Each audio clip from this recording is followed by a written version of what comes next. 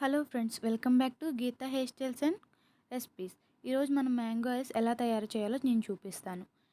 ఓకేనా? మనం స్టవ్ వెలిగించుకుని అలాగే ఒక గిన్నె తీసుకుని స్టవ్ మీద పెట్టుకుందాం. ఓకేనా?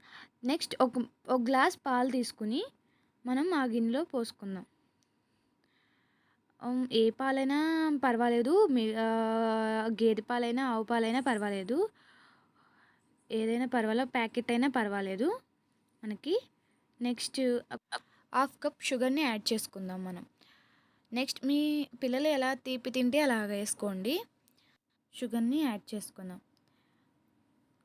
తర్వాత ఒక 2 మినిట్స్ అలా కలుపుకుంటూ ఉంటే మనకి కొంచెం చిక్కబడుతూ అనిపిస్తుంది.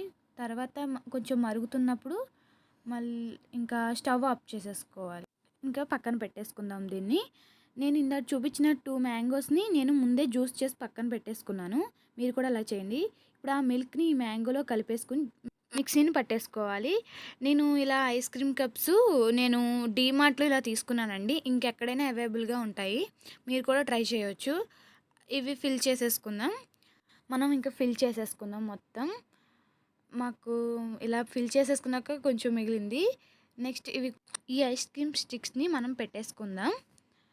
మొత్తం పెట్టేసుకుందాం. ఇలా అన్నీ పెట్టేసుకుని మనం ఇంకా డీప్లో పెట్టేసుకుందాం.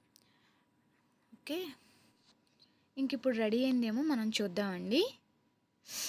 బాగా చల్లగా ఉన్నాయండి ఇవి, బాగా వచ్చాయి. ఓకే, టేస్ట్ చూద్దాం.